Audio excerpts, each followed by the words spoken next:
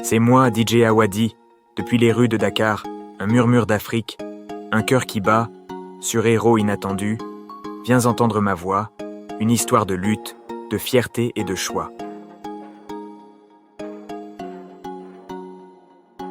Salam, je suis Didier Awadi, mais tout le monde m'appelle DJ Awadi. Je vais te raconter mon histoire depuis le début, comme si on était assis ensemble dans ma cour à Yoff, avec un verre de bissap à la main. Je suis né le 11 août 1969 à Dakar, dans le quartier d'Amitié 2. C'était un coin populaire, où les rues en terre rouge étaient toujours pleines de vie. Les femmes installaient leurs petits étals dès l'aube, vendant des beignets chauds et du poisson séché, pendant que les enfants couraient partout, jouant au foot avec des ballons faits de vieux chiffons attachés avec de la ficelle. Les taxis jaunes et noirs klaxonnaient sans arrêt, et l'odeur du thiéboudienne flottait dans l'air, surtout vers midi, quand les familles cuisinaient sur des réchauds à charbon. Ma maison était une petite bâtisse simple, avec un toit en tôle qui faisait un bruit terrible quand il pleuvait. On avait un muret peint en bleu, mais la peinture s'écaillait à cause du soleil et du sel de l'air marin. À l'intérieur, il y avait 3 pièces, une pour mes parents, une pour moi et mes 3 frères et sœurs, et un petit salon où on s'entassait tous. Les murs étaient décorés de vieilles photos de famille, prises en noir et blanc, et d'un calendrier de 1965 avec une image de la grande mosquée de Touba, même si on était chrétien.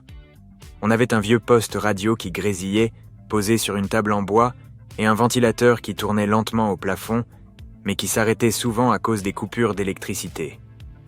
Mon père, Joseph Awadi, venait du Bénin. C'était un instituteur, un homme strict mais juste, qui portait des chemises blanches bien repassées et des lunettes rondes qui glissaient sur son nez quand il lisait ses livres. Il avait une voix grave, et il aimait nous raconter des histoires sur les rois Yoruba, comme ceux du Dahomey, qui portaient des couronnes en perles et des robes brodées d'or. Le soir, après sa journée à l'école, il s'asseyait sur une chaise en bois qu'il avait fabriquée lui-même et jouait de l'orgue, un petit instrument qu'il avait acheté d'occasion à un prêtre italien. Les touches n'étaient jaunies, et certaines collaient un peu, mais les mélodies qu'il jouait remplissèrent la maison. Moi, je m'asseyais par terre, à côté de lui, avec mes petites jambes croisées, et je l'écoutais fasciné par les sons. Ma mère, Maria, était capverdienne, une femme douce mais forte, avec des mains calleuses à force de travailler. Elle portait des foulards colorés sur la tête, souvent rouges ou jaunes, et des robes en wax avec des motifs de fleurs ou d'oiseaux. Elle cuisinait en chantant des mornasses, ces chansons tristes de son île, qui parlèrent de la mer et de l'exil. Je me souviens de son cachupa, un plat épais de maïs, de haricots et de poissons séchés qu'elle préparait dans une grande marmite noire sur un réchaud dans la cour. Elle remuait avec une cuillère en bois, et nous, les enfants, on tournait autour d'elle, attendant qu'elle nous donne une petite portion dans une assiette en fer blanc. Elle me parlait souvent de São Vicente, son île natale, où les pêcheurs partaient en mer sur des bateaux en bois peint sous un ciel gris et brumeux. Chez nous, les langues se mélangeaient comme les épices dans un plat. Mon père parlait français, surtout pour nous apprendre des choses, mais il utilisait aussi le yoruba pour les histoires du soir. Ma mère parlait portugais, et elle me chantait des comptines dans cette langue, comme une qui parlait d'un petit bateau perdu en mer. Avec les voisins, on parlait wolof, surtout quand j'allais jouer dehors ou qu'on allait au marché Sandaga, un endroit bruyant où les vendeurs criaient pour attirer les clients, avec des étals pleins de tissus, de légumes et de poissons séchés. J'adorais aller là-bas avec ma mère, tenant sa main, regardant les femmes en boubou multicolores et les porteurs qui transportaient des sacs de riz sur leurs épaules. Les dimanches étaient les spéciaux. On se levait tôt, on mettait nos plus beaux habits. Pour moi, c'était une chemise blanche, un peu trop grande, et un short kaki, et on allait à l'église du quartier, une petite bâtisse blanchie à la chaux avec des vitraux cassés par endroits.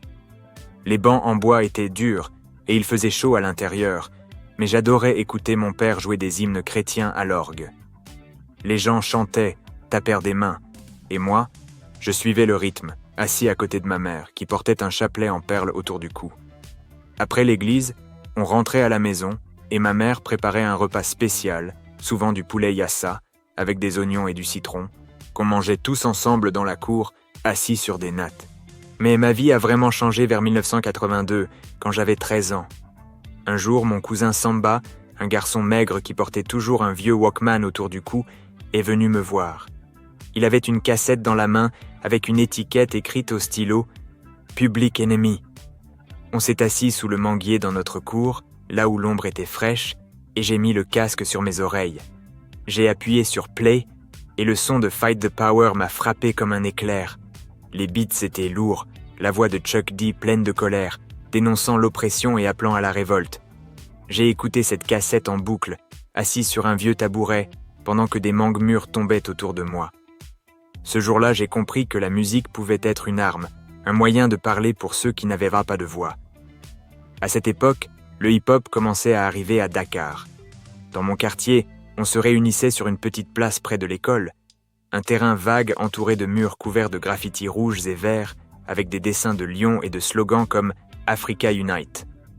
Là, avec mes amis, on dansait le breakdance, portant des shorts kaki et des baskets usées, sous un soleil brûlant qui nous faisait transpirer. On posait des cartons par terre pour glisser dessus, et je passais des heures à apprendre des mouvements comme les windmills, où je tournais sur mon dos, ou les freeze, où je tenais sur une main. Les passants s'arrêtaient pour nous regarder. Les petites filles en robe rose applaudissaient, et les plus jeunes criaient « Yo, yo !» pour nous encourager. Parfois, un vieux du quartier assis sur un banc avec un chapelet à la main secouait la tête en disant qu'on perdait notre temps, mais on continuait quand même. À 15 ans, j'ai formé mon premier groupe, Syndicat, avec des amis comme Moussa et Abdou, deux garçons du quartier qui aimaient aussi le hip-hop. On répétait dans une petite pièce chez Moussa, une chambre avec un lit en fer et un vieux matelas où on entassait nos affaires. On avait un micro qu'on avait bricolé avec un vieux haut-parleur cassé et une cassette qu'on passait sur un magnétophone prêté par un voisin. Je commençais à écrire mes premières rimes, assis sur le lit avec un cahier d'écolier, notant ce que je voyais autour de moi. Les coupures d'électricité qui nous laissaient dans le noir, les jeunes qui traînaient sans travail et les politiciens qui faisaient des promesses qu'ils ne tenaient jamais. Mes textes étaient simples, comme « Dakar la nuit, pas de lumière, les enfants pleurent, pas de nourriture », mais ils venaient du cœur. On testait nos chansons lors de petites fêtes dans le quartier, devant une dizaine de personnes assises sur des nattes, éclairées par des lampes à pétrole, et ils tapèrent des mains pour nous encourager. À 16 ans, j'étais complètement plongé dans le hip-hop. Je dansais le breakdance dans les fêtes de quartier, portant un survêtement Adidas rouge et blanc que j'avais échangé contre un vieux vélo rouillé. On s'entraînait sur des cartons posés dans une cour près de chez moi, entourés de voisins qui buvèrent du thé à la menthe dans des verres en verre, assis sur des chaises en plastique. Je tombais souvent dans la poussière, mes genoux éraflés, mais je me relevais toujours, motivé par les cris de mes amis. On dansait jusqu'à ce que le soleil se couche et que les lampadaires, ceux qui marchaient encore, s'allument faiblement dans les rues. Ensuite, j'ai découvert le DJing. Un ami, Lamine, qui travaillait dans une boutique d'électronique près du marché Sandaga, m'a prêté une vieille platine Technics et 2 vinyles de funk américain, des disques de James Brown avec des pochettes abîmées. Je les mixais avec des cassettes de Mbalax, la musique sénégalaise qu'on entendait partout avec des rythmes de sabar qui faisaient vibrer les foules. J'ai commencé à animer des soirées chez moi, installant mes platines sur une table bancale dans notre salon, sous une ampoule suspendue à un fil, qui clignotait à cause des coupures d'électricité. Les jeunes du quartier venaient danser, portant des jeans larges et des casquettes, et on faisait la fête jusqu'à minuit, jusqu'à ce que ma mère vienne frapper à la porte en disant qu'il était temps de dormir. Mais c'est dans le rap que j'ai trouvé ma vraie voix. À 18 ans, je me suis mis à écrire sérieusement, assis sur mon lit avec une lampe de poche parce que l'électricité sautait souvent la nuit. J'écrivais dans un cahier d'écolier avec un stylo Bic qui fuyait parfois, tachant mes doigts d'encre bleue. Mes textes parlaient de ce que je voyais. Les rues sombres d'Amitié 2, où les lampadaires étaient cassés, les jeunes qui traînaient près des boutiques, fumant des cigarettes pour passer le temps, et les politiciens en costume, qui passaient en Mercedes avec des vitres teintées, ignorant les enfants qui mendiaient. Mes premières rimes étaient maladroites, mais elles étaient vraies. Je les testais lors de petites soirées, devant une dizaine d'amis assis sur des nattes dans une cour, éclairés par des bougies ou des lampes à pétrole. Ils tapèrent des mains, criaient « Awadi, Awadi !» et me poussaient à continuer. En 1989, j'avais 20 ans et ma vie a pris un tournant. J'ai rencontré Amadou Barry, alias De Guity, un rappeur du quartier Liberté 6, une zone de Dakar où les immeubles en béton côtoyaient des baraques en tôle. De Guity était un gars plein d'énergie, avec un sourire éclatant, toujours une casquette vissée sur la tête. Il était le leader des King MC, un groupe qui faisait du bruit dans les battles de rap local. On se défiait souvent dans des salles communautaires, des endroits avec des murs en parpaing et des toits en tôle, où une foule de jeunes criait et agitait des foulards pour soutenir leurs favoris. Je me souviens d'une battle à la maison des jeunes de la Médina, un bâtiment jaune avec des bancs en bois où on s'est affronté devant une centaine de personnes. J'avais un t-shirt noir et un jean large, et De Guity portait une veste en jean et une casquette rouge. On rappait chacun notre tour, et la foule hurlait à chaque punchline. Mais un soir, lors de mon anniversaire, tout a changé. J'avais organisé une fête chez moi dans notre petit salon décoré avec des guirlandes en papier qu'on avait fabriquées avec mes frères. Il y avait des plateaux de fataya, des beignets de poisson frits et un vieux poste radio qui jouait du mbalax en fond. De Guity est venu avec ses amis et on s'est retrouvés assis côte à côte sur un canapé en tissu usé avec des trous recousus par ma mère. La pièce était pleine de monde.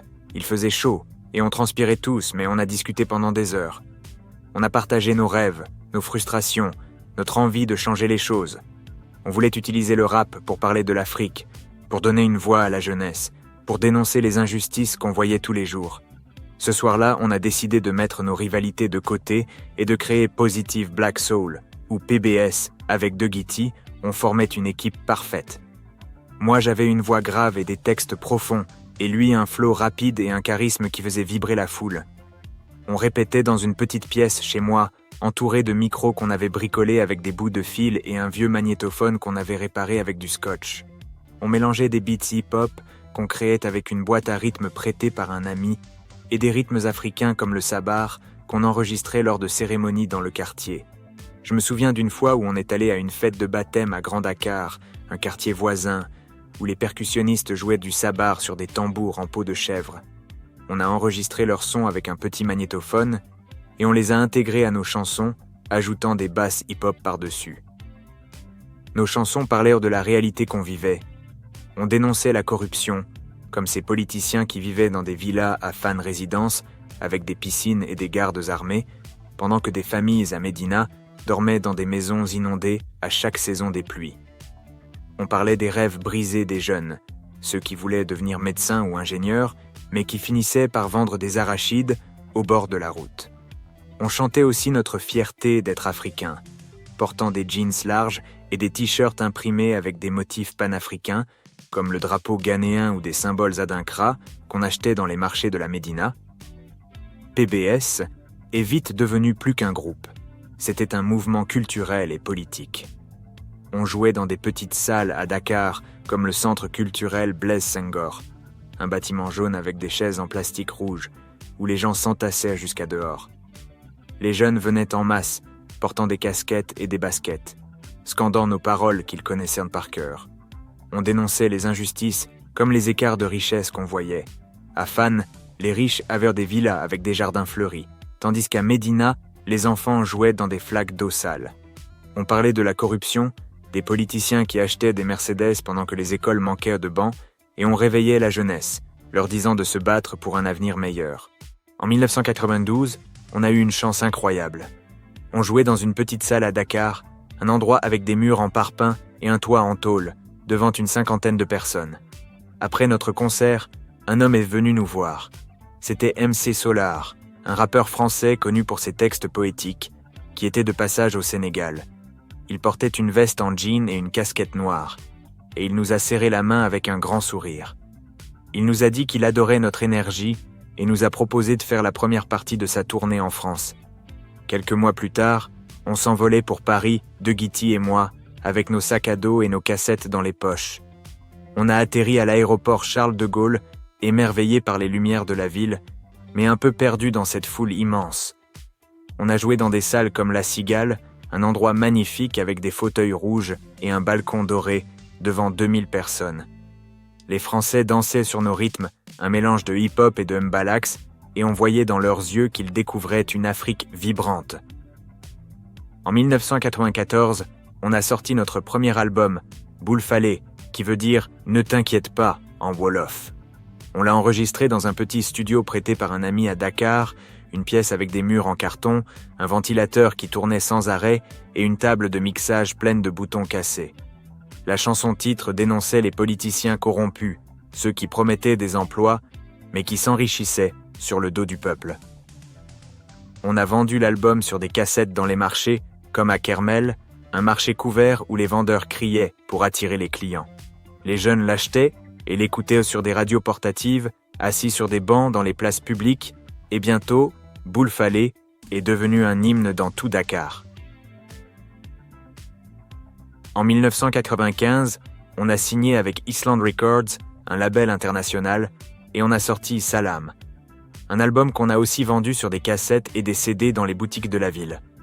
On a commencé à tourner à l'étranger, jouant avec des artistes comme KRS-One à New York. Je me souviens de notre concert au Hammerstein Ballroom, une salle immense avec des lustres au plafond. KRS-One, avec son bonnet en laine et sa voix profonde, nous a serrés dans ses bras après notre set, disant qu'on était incroyables. On a aussi partagé la scène avec Public Enemy à Los Angeles, dans une salle en plein air près de Venice Beach, où Chuck D portait ses lunettes noires et un t-shirt avec leur logo.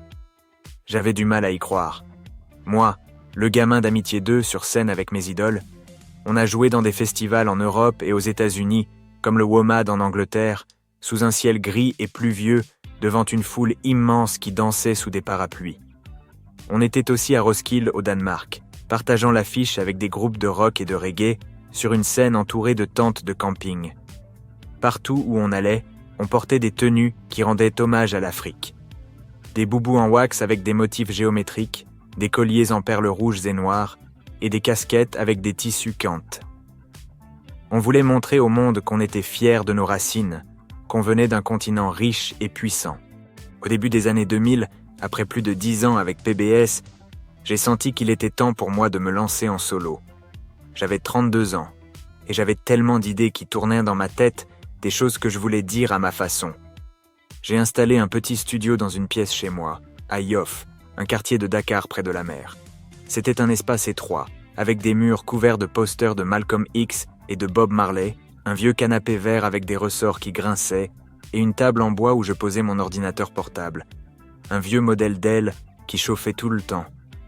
J'avais un micro que j'avais fabriqué moi-même avec du fil de fer et un haut-parleur cassé.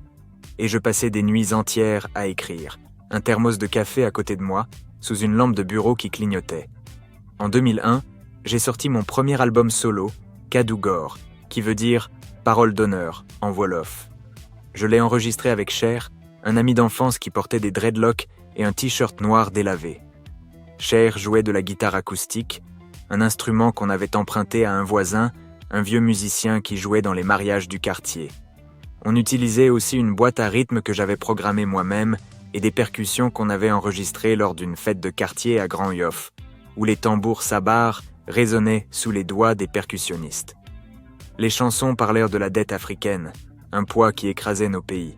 Je pensais aux villages que j'avais visités, comme à Kolda, dans le sud du Sénégal, où les enfants marchaient pieds nus dans la poussière, et où les dispensaires manquaient de médicaments à cause des politiques imposées par les institutions internationales.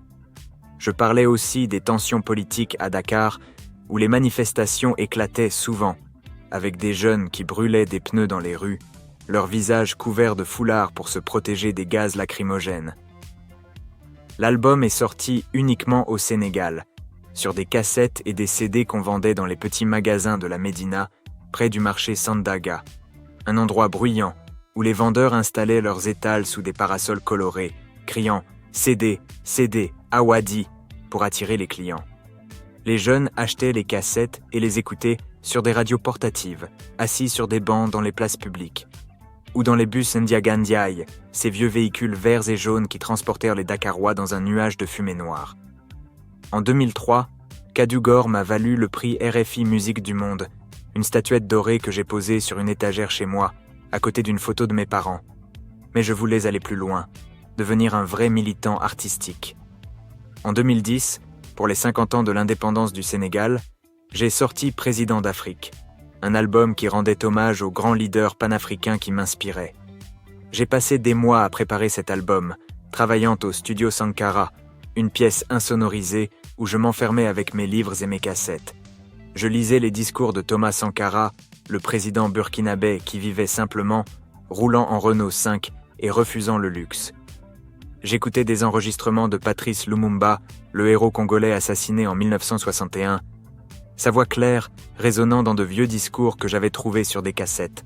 J'étudiais les écrits de Cheikh Anta Diop, un historien sénégalais qui a prouvé la grandeur des civilisations africaines, et je regardais des vidéos de Nelson Mandela, libéré de prison en 1990, marchant libre sous le soleil sud-africain. J'écoutais aussi les discours de Kwame Nkrumah, le président ghanéen qui rêvait d'une Afrique unie, portant des costumes traditionnels Kent lors de ses allocutions. Chaque titre de l'album était une leçon d'histoire. Dans Sankara, j'ai samplé un extrait de son discours à l'ONU en 1984, où il dénonçait l'impérialisme, sa voix résonnant sur un beat hip-hop que j'avais créé. J'ai ajouté des sons de djembé, enregistrés avec Ousmane, un percussionniste que j'avais rencontré lors d'un mariage à Rufisque, une ville près de Dakar. Ousmane jouait avec une énergie incroyable, frappant les tambours avec ses mains, pendant que les invités dansaient sous des tentes blanches, mangeant du poulet grillé et du riz wolof. Dans Lumumba, j'ai intégré des chants traditionnels congolais que j'avais enregistrés lors d'un voyage à Kinshasa. J'étais allé dans un marché là-bas, un endroit bruyant avec des vendeurs qui proposaient des bananes plantains, des poissons fumés et des tissus wax. Et j'avais rencontré un groupe de chanteurs traditionnels, des hommes en chemise colorée qui chantaient des mélodies lingala sous un arbre. On avait mangé du poulet moambé avec du manioc ensemble, et j'avais capturé leur voix avec mon petit magnétophone. J'ai collaboré avec des artistes de tout le continent pour cet album. Smokey, un rappeur burkinabé, est venu au studio Sankara avec un sac à dos et une guitare. Il portait des lunettes de soleil et un chapeau en cuir, et on a passé une journée entière à enregistrer, buvant du thé à la menthe et discutant de l'héritage de Sankara. J'ai aussi travaillé avec Tata Pound, un groupe malien que j'avais rencontré lors d'un festival à Bamako, sous des tentes blanches installées près du fleuve Niger. Ils ont apporté des rythmes mandingues, joués sur une kora et un balafon, et on a créé une chanson ensemble, assis sur des nattes, partageant un plat de riz au gras préparé par une femme du marché. Quand l'album est sorti, j'ai organisé un grand concert au stade Léopold Sédar Senghor, un stade immense à Dakar, avec des gradins en béton et des drapeaux sénégalais qui flottèrent dans le vent. Ce soir-là, 30 000 personnes étaient là. Il y avait des familles entières, avec des enfants sur les épaules, portant des t-shirts à l'effigie de Sankara, et des anciens qui voulaient entendre ses chansons sur leur passé. J'étais sur scène, vêtu d'un boubou blanc brodé de fils dorés, un micro à la main. Derrière moi, un écran géant projetait des images de Lumumba et de Nkrumah, et la foule chantait avec moi, agitant des pancartes avec des citations comme « L'Afrique aux Africains ». C'était un moment magique, une communion avec mon peuple. Cet album m'a imposé comme une voix forte pour le continent africain. Je critiquais les élites corrompues, ceux qui vivaient dans des palais à Dakar, avec des voitures de luxe garées devant, pendant que les habitants de Grand Yoff n'avaient pas d'eau potable. Je me souviens d'une fois où j'ai visité Grand Yoff après une pluie, les rues étaient inondées et les enfants jouaient dans des flaques d'eau sale, leurs pieds nus couverts de boue. Je défendais la souveraineté africaine, disant que nos pays devaient contrôler leurs ressources, comme l'or du Mali ou le pétrole du Nigeria, au lieu de les vendre à des entreprises étrangères. Je parlais de l'éducation, insistant pour que chaque enfant africain aille à l'école, et je rêvais d'un continent uni, sans les frontières imposées par les colons. Lors de mes concerts, je portais un collier avec un pendentif en forme de carte de l'Afrique, et je terminais toujours en levant le poing, un geste qui faisait vibrer la foule. En 2005, j'ai pris une décision qui a changé ma vie. J'en avais marre des majors internationales, ces entreprises basées à Paris ou à New York, qui signaient des artistes mais voulaient te contrôler leur musique, nous disant quoi chanter et quoi éviter. Je voulais être libre, alors j'ai créé mon propre espace à Dakar, le studio Sankara. J'ai choisi ce nom en hommage à Thomas Sankara, le président burkinabé que j'admirais tant. Un homme qui vivait simplement, portait des uniformes kaki et refusait les richesses pour servir son peuple. Le studio est à Yoff, un quartier près de la mer, où j'entendais les vagues s'écraser sur la plage et les mouettes crier dans le ciel. C'est une bâtisse blanche à 2 étages, avec une petite cour où poussent des hibiscus rouges et un vieux baobab qui donne de l'ombre. On a peint un portrait de Sankara sur le mur extérieur avec son béret rouge et son regard déterminé, pour que tout le monde sache ce que cet endroit représentait. À l'intérieur, le studio était un lieu chaleureux. La salle principale avait des murs insonorisés recouverts de mousse noire, une table de mixage au centre avec des dizaines de boutons et de câbles, et des micros suspendus à des pieds en métal. Il y avait une petite pièce avec des ordinateurs où je passais des heures à produire des beats, et une salle de repos avec un canapé en cuir marron, une table basse où traînèrent des tasses de thé, et un ventilateur qui tournait lentement au plafond. Sur les murs, j'avais accroché des photos de Sankara, une image de lui en uniforme militaire tenant un micro lors d'un discours, et des affiches de mes concerts avec PBS, comme celle d'un spectacle à Londres, où je posais avec Doug T devant une foule immense. Le studio Sankara était un lieu de création, de formation et de collaboration.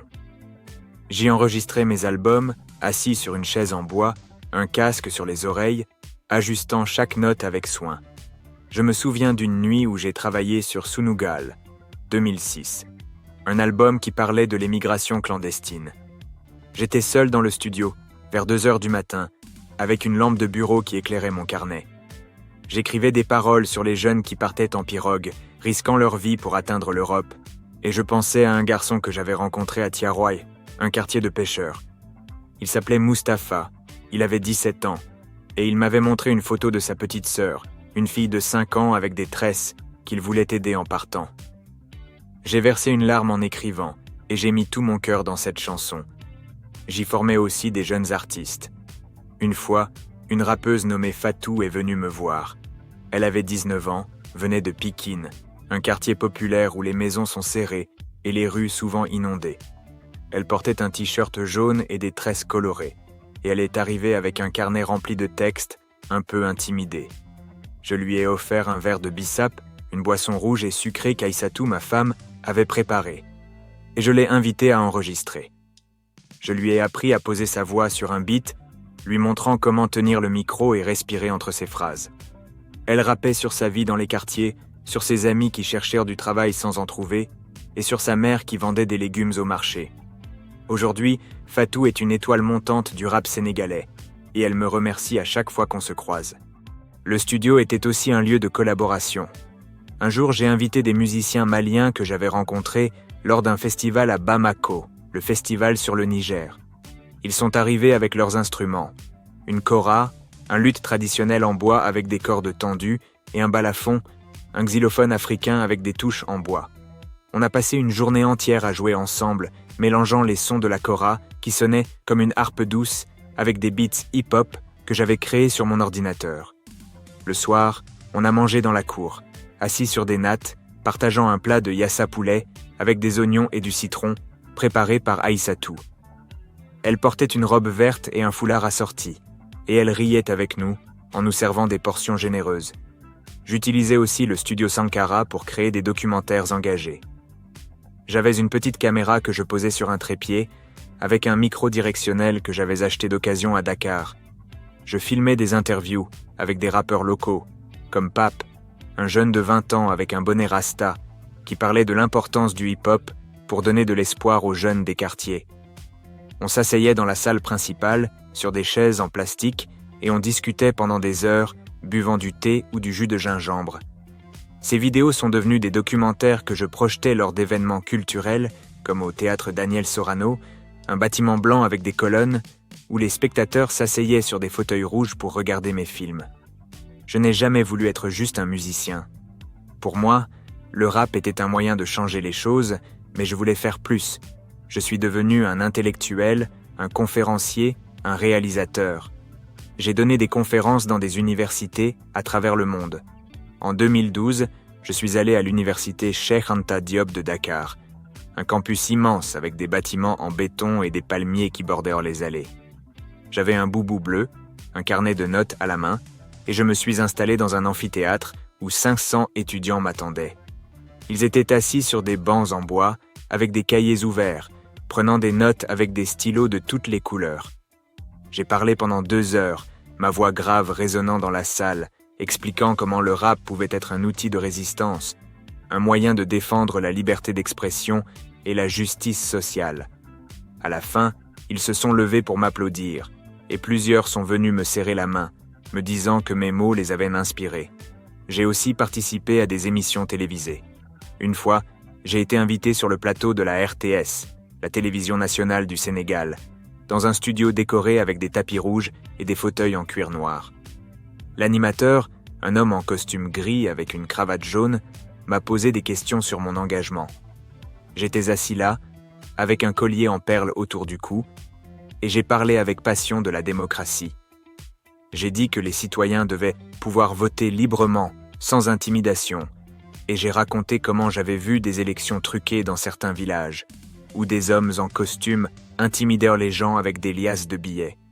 J'ai parlé de la justice sociale, évoquant des familles que j'avais vues à Parcelles Assainies, un quartier où les maisons sont inondées à chaque saison des pluies et où les mères pleurent parce qu'elles n'ont pas de quoi nourrir leurs enfants. J'ai aussi insisté sur la mémoire africaine, disant que les jeunes devaient reconnaître leurs héros, comme Samori Touré, qui a résisté aux colons français dans les années 1890, ou Aline Sitoé Diatta, une héroïne sénégalaise qui s'est battue pour son peuple en Casamance. J'ai été ambassadeur de bonne volonté pour l'UNESCO, un rôle qui m'a permis de travailler sur des causes qui me tenaient à cœur. En 2014, j'ai participé à une campagne contre l'émigration clandestine, un problème qui brisait des familles entières au Sénégal. J'ai voyagé dans des villages comme Membour, une ville côtière où les pirogues colorées des pêcheurs bordèrent la plage. Je suis allé dans une école en plein air, sous un toit de tôle soutenu par des poteaux en bois, où des jeunes, âgés de 15 à 20 ans, étaient assis sur des bancs en bois, portant des uniformes bleus et blancs. J'avais un micro à la main, et je leur ai parlé avec une voix calme mais ferme. Je leur ai dit qu'ils ne devaient pas risquer leur vie en traversant la mer pour aller en Europe. Je leur ai montré une photo que j'avais prise moi-même, une pirogue échouée sur une plage à Tiaroy, entourée de vêtements abandonnés et de bidons d'essence vides, pour leur rappeler les dangers. Je leur ai dit que l'Afrique avait tout ce qu'il fallait pour eux, qu'ils pouvaient apprendre un métier, comme la menuiserie ou la couture, ou créer leur propre projet, comme ouvrir une petite boutique. J'ai aussi milité pour la démocratie. En 2012, lors des élections présidentielles au Sénégal, le président Abdoulaye Wade voulait se présenter pour un 3e mandat, ce qui était contre la Constitution. J'ai soutenu le mouvement Y en a marre, un groupe de jeunes activistes qui dénonçaient à son régime. J'ai marché avec eux dans les rues de Dakar, lors de manifestations immenses. On était des milliers, marchant sur l'avenue Cheikh Anta Diop, avec des pancartes blanches où il était écrit « Y en a marre » en lettres rouges. On chantait des slogans en Wolof comme « Wade, dégage », nos voix résonnant dans les avenues bordées de flamboyants aux fleurs oranges. J'étais là, vêtu d'un t-shirt noir avec le logo du mouvement, un mégaphone à la main, encourageant les jeunes à voter et à faire entendre leur voix. La police lançait des gaz lacrymogènes, et on courait parfois pour se mettre à l'abri, mais on revenait toujours, déterminé. Mon combat ne s'arrêtait pas à la scène. Je passais des journées entières à rencontrer des associations. Une fois, j'ai visité un centre pour enfants des rues à Dakar, un bâtiment en parpaing avec un toit en tôle, où les enfants jouaient avec un ballon dans une cour poussiéreuse. J'ai apporté des cahiers, des crayons et des vêtements, des t-shirts et des sandales que j'avais collectés lors de mes concerts. Je me suis assis avec eux sur des nattes sous un manguier et je leur ai parlé de l'importance d'aller à l'école. Il y avait un petit garçon, Aliou, qui avait 8 ans, avec une chemise déchirée et des sandales trop grandes. Il m'a dit qu'il voulait devenir médecin et je lui ai promis de l'aider à trouver une école. Ces moments me rappelaient pourquoi je faisais tout ça. J'ai créé beaucoup d'albums dans ma carrière et chacun raconte une partie de mon histoire. Président d'Afrique, 2010, est l'un des plus importants. Je l'ai enregistré au studio Sankara, travaillant tard dans la nuit, une lampe de bureau éclairant mon carnet de notes. Dans Sankara, j'ai utilisé un extrait d'un discours de Thomas Sankara à l'ONU en 1984, où il dénonçait l'impérialisme, sa voix claire sur un beat hip-hop. J'ai ajouté des sons de djembé, enregistrés avec Ousmane à Rufisque, lors d'un mariage où les invités dansaient sous des tentes blanches. Dans Lumumba, j'ai intégré des chants congolais, capturés à Kinshasa, dans un marché où j'ai mangé du poulet Mohambe. J'ai collaboré avec Smokey, qui est venu avec une guitare, et Tata Pound, qui a apporté des rythmes mandingues sur une kora et un balafon qu'on a enregistré à Bamako, près du fleuve Niger. Un autre monde est possible, 2005, était un cri altermondialiste. Je l'ai enregistré à Dakar et à Abidjan. Dans J'accuse, je dénonçais les injustices, ma voix sur un beat lourd avec des cuivres joués par Moussa, un saxophoniste d'Abidjan aux cheveux grisonnants, qu'on a enregistré dans un petit studio au mur vert. J'ai collaboré avec Tiken Jah Fakoly sur Stopper les criminels, dans un studio à Abidjan avec des ventilateurs bruyants. On a mangé du poisson grillé après, assis sur des chaises en plastique près du studio.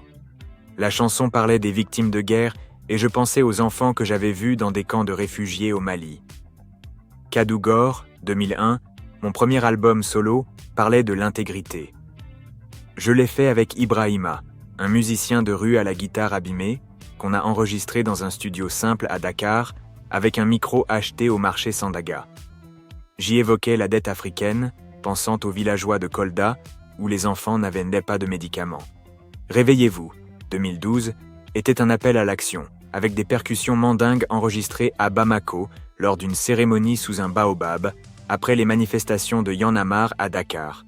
J'ai collaboré avec des artistes comme Baba Maal, qu'on a enregistré à Saint-Louis près du fleuve, sous un ciel étoilé, et Soumbil, avec qui j'ai mangé du atiéké à Abidjan. Mon documentaire, Le pouvoir est dans la parole, montrait le rôle du hip-hop. J'ai filmé à Lagos, dans des rues bondées, et à Ouagadougou, devant une maison en banco, sous un soleil brûlant. Moi, Didier Awadi, je suis heureux de te raconter où j'en suis aujourd'hui, assis dans ma maison à Yoff, un quartier de Dakar que j'aime pour sa plage dorée et ses pêcheurs qui rentrent avec leurs filets pleins sous le ciel du matin. J'ai 55 ans maintenant, et ma maison est un endroit simple mais rempli de vie. Un salon avec des tapis rouges tissés à la main par une artisane de Thiès, des coussins brodés avec des motifs wolof, et une étagère débordant de livres sur l'histoire africaine, comme ceux de Cheikh Anta Diop et de Kwame Nkrumah, que je feuillette souvent avant de me coucher. Sur les murs, il y a des photos de mes enfants, 2 garçons, Samba et Mamadou, et une fille, Awa, qui joue dans la cour avec un ballon de football usé, riant sous l'ombre d'un manguier. Ma femme, Aïssatou, est là aussi, toujours avec son sourire doux, préparant du thé à la menthe dans une théière en métal cabossée qu'on utilise depuis des années. Je passe mes journées au studio Sankara, mon refuge à Yoff, où j'arrive chaque matin avec une sacoche en cuir contenant mon ordinateur portable et un carnet rempli de rimes. Je m'assieds devant ma table de mixage, un casque sur les oreilles, ajustant des beats que j'ai créés la veille, entouré de câbles et de micros suspendus. Récemment, j'ai pris sous mon aile un jeune rappeur nommé Amadou, un garçon de 18 ans de Thiès avec un t-shirt noir et des baskets blanches. Il est arrivé au studio un jour, un sac à dos sur l'épaule, intimidé mais déterminé, avec un carnet où il avait écrit des textes sur la vie dans son quartier. Je lui ai offert un soda frais que j'avais acheté chez un vendeur ambulant et je l'ai invité à enregistrer. Je lui ai prêté un micro et lui ai montré comment poser sa voix sur un beat que j'avais composé, un mélange de hip-hop et de mbalax, en lui expliquant comment respirer entre les phrases. Il a rappé sur ses expériences, les longues marches pour aller à l'école, les amis qui partent en pirogue, et je l'ai encouragé à continuer, voyant en lui le même feu que j'avais à son âge. Je continue d'organiser des ateliers au studio Sankara, sous l'ombre du vieux baobab dans la cour. Un après-midi récent, j'ai réuni une dizaine de jeunes rappeurs, assis sur des chaises en plastique, avec des cahiers et des stylos. Je portais un boubou gris, et je leur ai appris à écrire des textes engagés, leur lisant des exemples de mes propres rimes, comme celles sur la corruption ou l'unité africaine. Je leur ai montré comment rimer en wolof, utilisant des expressions locales comme « Ndiaga Ndiaye » pour parler des bus bondés de Dakar, et je leur ai donné des conseils sur la structure des couplets. Après l'atelier, je leur ai apporté des sandwichs au poulet, achetés dans une gargote du coin où une femme en tablier bleu les prépare avec du pain frais et des oignons croquants. On a mangé ensemble, assis en cercle, discutant de leurs rêves. Certains veulent devenir médecins, d'autres ouvrir des studios comme le mien. Je parle aussi beaucoup, partageant mes idées partout où je peux. J'ai donné une conférence à l'Institut français de Dakar, un bâtiment blanc avec une cour bordée de bougainvilliers aux fleurs violettes. J'étais vêtu d'un costume noir et d'une chemise blanche, un micro-cravate accroché à mon col, et j'ai parlé devant une centaine de personnes assises sur des chaises en plastique blanc. J'ai évoqué l'importance de l'éducation pour l'Afrique, racontant comment j'avais vu des écoles sans livres à Tambacounda, et j'ai appelé à construire des salles de classe modernes. J'ai aussi donné des interviews à Wolf FM, une station populaire à Dakar, dans un studio aux murs bleus avec des casques qui traînaient sur la table. L'animateur, un homme en polo rouge, m'a posé des questions sur mes projets, et j'ai parlé avec passion, ma voix résonnant dans les foyers sénégalais jusqu'à tard dans la nuit. En 2023, j'ai sorti Quand on refuse, on dit non, un album qui est comme un manifeste. Je l'ai enregistré au studio Sankara, travaillant avec des beatmakers comme Cher et des percussionnistes locaux.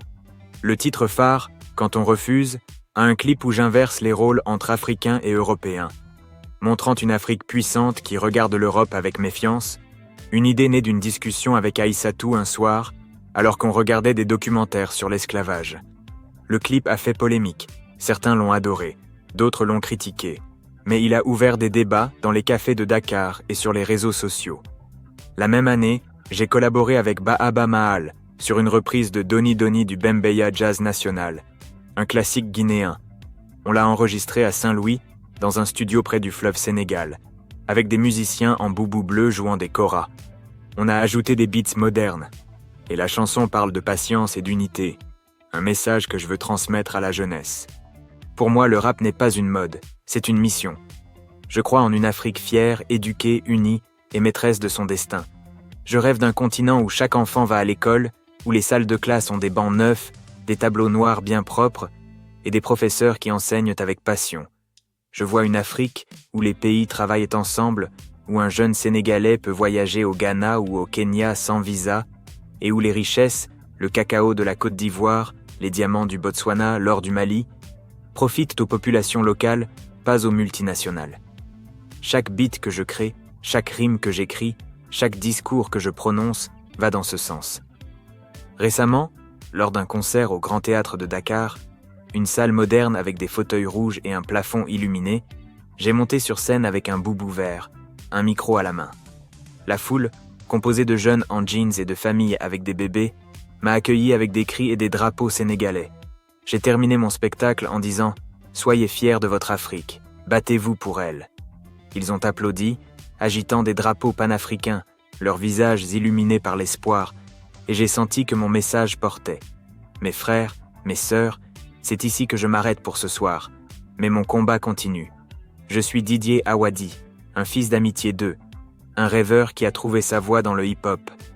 Ce que je veux, c'est vous laisser avec une étincelle. Croyez en vous, croyez en l'Afrique. Nous avons une histoire riche, une force immense, et un avenir à construire ensemble.